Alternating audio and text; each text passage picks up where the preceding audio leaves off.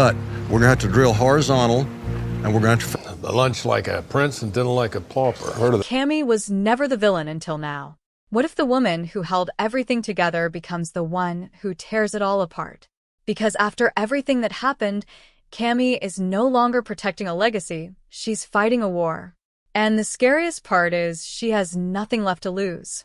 Season 3 of Landman is stepping into completely new territory, and this time, the danger isn't coming from outside forces, it's coming from someone who knows the game better than anyone. After the fall of M-TEX, everything changed. Tommy walked away, not just from a company, but from a system he helped build. And now, as he starts fresh with his own team, things may look hopeful on the surface, but underneath, there's tension building that could explode at any moment. Tommy is finally in control of his own path, but starting from scratch is never easy. Even with a strong team around him, the pressure is real. This isn't just about making money anymore, it's about survival. Every deal matters. Every connection matters. One wrong move, and everything could collapse before it even begins. And while Tommy focuses on building something new, he might be ignoring the biggest threat rising behind him. Because Cami is not done. At the end of last season, we saw a completely different side of her. For so long, she stood beside Monty, holding the company together, making the hard decisions and protecting what they built. But now, Monty is gone, and the company she dedicated her life to is slipping away. That kind of loss doesn't just hurt, it changes you. It forces you to make choices you never thought you would make. And this is where things get dangerous. Cami is standing at a crossroads. She can either let everything go or she can fight to take it back. But if she chooses to fight, she won't be doing it the same way as before. This time, it's personal. This time, it's not about business, it's about pride, legacy, and control. And when someone like Cami starts to feel cornered, there's no telling how far she's willing to go. What makes this even more intense is the fact that she knows Tommy better than almost anyone. She understands how he thinks, how he negotiates, and how he builds trust. That gives her an advantage that no outsider could ever have. If she decides to go against him, she won't just attack his company, she'll attack his weaknesses. And Tommy does have weaknesses. His biggest strength has always been his loyalty to people. He trusts his team, he believes in second chances, and he puts relationships above everything else. But in a world where power shifts quickly, that kind of loyalty can be used against him. If Cami starts targeting the people around him, things could fall apart faster than he expects. And let's not forget, this new company is still fragile. It doesn't have the power or stability that M-TEX once had. It's small, it's growing, and it's vulnerable. One strong hit from the outside could shake everything. And if that hit comes from someone like Cami, it won't just be a setback. It could be the beginning of the end. At the same time, there's another layer to this story that makes everything even more unpredictable. Cami isn't just fighting Tommy, she's also fighting herself. The person she used to be is slowly fading, replaced by someone more desperate, more aggressive, and more willing to cross lines. And once those lines are crossed, there's no going back. This raises a big question for Season 3. Is Cami truly becoming the villain, or is she just doing what she has to do to survive in a world that shows no mercy? Because in this industry, power doesn't stay still. It moves. It shifts. And sometimes, the people you trust the most become your biggest enemies. And if Cami decides to step into that role, then Tommy isn't just building a company anymore. He's walking straight into a battle he may not be ready for. The real problem isn't just that Cami might turn against Tommy, it's what she's capable of once she fully commits. Because if there's one thing Season 2 made clear, it's that Cami understands power better than anyone in Landman. She's not emotional in the way others are. She doesn't act without thinking. Every move she makes is calculated, and that's exactly what makes her dangerous now. If she decides to fight back, she won't come in loud. She won't make obvious moves.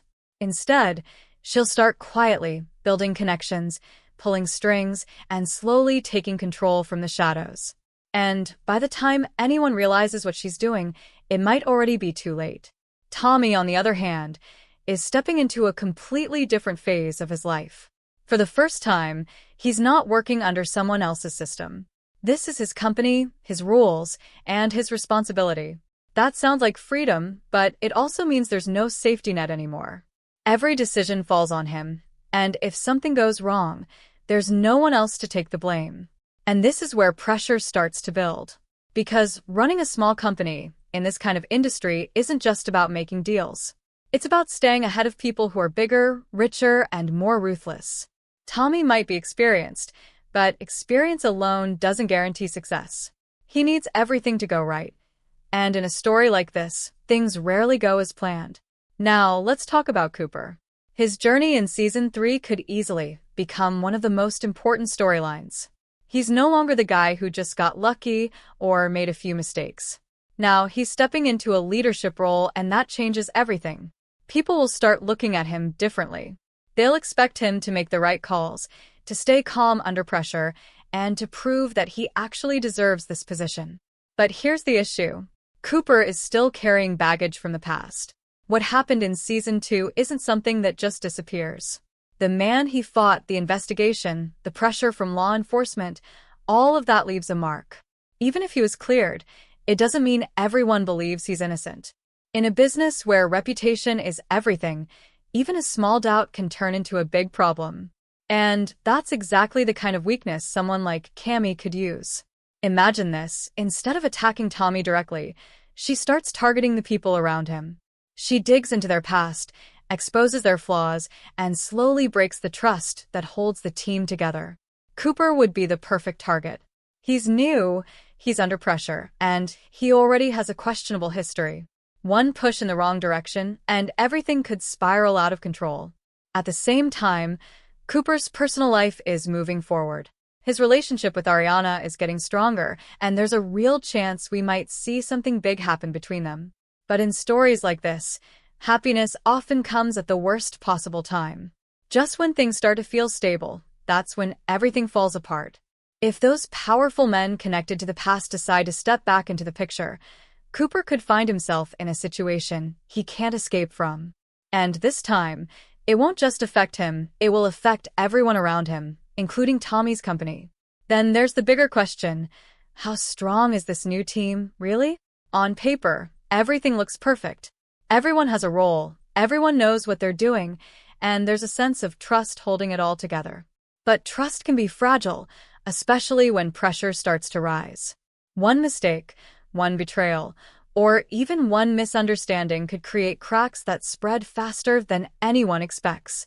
And if Cami is watching from the outside, waiting for the right moment, those cracks might be exactly what she needs. Because she doesn't have to destroy Tommy's company all at once. She just has to weaken it, piece by piece. Another interesting angle is how the power dynamics are shifting. Before, everything was centered around M-TEX. It was the dominant force, the place where decisions were made, and the system everyone worked within. But now that system is gone. The power is scattered, and new players are stepping in. That creates opportunity, but it also creates chaos. And in chaos, the smartest player usually wins. Cami knows this. Tommy knows this. The difference is how they choose to play the game. Tommy is trying to build something honest, something based on trust and relationships. Cami, however, might start playing a different game entirely, one where trust is just another tool to be used and discarded. So the real question isn't just whether Cami becomes the villain, it's whether Tommy can survive in a world where the rules have completely changed. Because if he keeps playing the old way against someone who's ready to do anything, then Season 3 won't just be about building a company.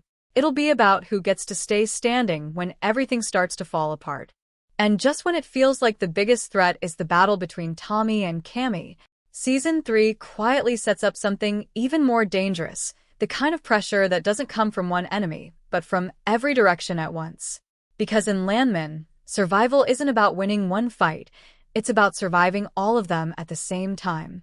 Tommy's new company might look strong from the outside, but the truth is it's still in its most fragile state. Deals are not guaranteed. Partnerships are not stable. And loyalty, no matter how real it feels, can always be tested. Every person on his team is stepping into a role that demands more than they've ever handled before. And when expectations rise that fast, mistakes are almost inevitable. Take the internal dynamics, for example. Everyone trusts each other right now, but trust under pressure is very different from trust in calm situations. When money is on the line, when deals start slipping, or when someone's decision puts the entire company at risk, that unity can start to crack. And once those cracks appear, they don't stay small for long. Now imagine all of this happening while Cami is still out there, watching, waiting, and possibly planning her next move. Because if she truly steps into the role of a villain, she won't just rely on direct attacks. She'll use timing. She'll wait for the exact moment when Tommy's company is already struggling, and then she'll strike. That's what makes her different from a typical opponent. She doesn't just create chaos. She uses existing chaos and turns it into a weapon. At the same time, there's something even more unpredictable about her situation. Cami isn't surrounded by the same support system she once had. She's more isolated now, more pressured, and possibly more desperate. And desperation can lead to decisions that are not just risky, but irreversible. There's a strong chance that she starts crossing lines she would have never crossed before. Not because she wants to, but because she feels like she has no other option. And that's where her character becomes truly complex.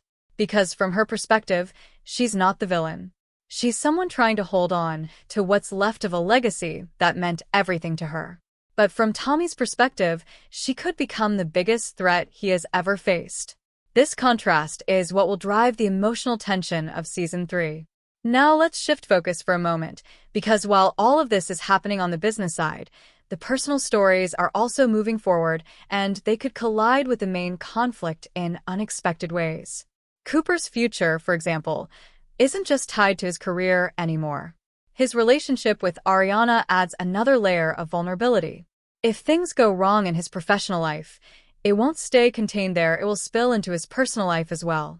And if the people connected to his past come back looking for revenge, they won't care about boundaries. They'll go after whatever hurts the most. That raises the stakes even higher. Because now, it's not just about losing a company, it's about losing everything. Then there's the next generation, characters like Ainsley, who are stepping into their own journeys. Her story might seem separate at first, but in a show like this, nothing stays separate for long. Growth comes with challenges, and as she tries to figure out who she really is, she could also find herself pulled into the larger conflicts surrounding her family. And when personal growth meets external pressure, it creates situations that no one can fully control. All of this leads us to one final question. When can we actually expect to see all of this unfold? Based on the pattern of previous seasons, production is likely to begin around May, which follows the same schedule the show has used before. If everything stays on track, that would place the release somewhere in the fall.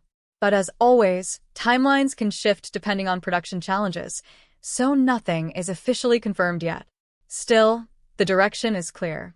Season 3 is not just continuing the story, it's transforming it. The power structure has changed. The relationships are being tested. And the line between ally and enemy is starting to blur. Tommy is building something new, but that new beginning comes with risks he may not fully see yet. And Cami, she's no longer standing in the background. She's stepping forward. So now the real question is, when everything starts to collapse, who will adapt and who will fall? Because if Cami truly becomes the villain, then this isn't just a new chapter. It's a completely different game.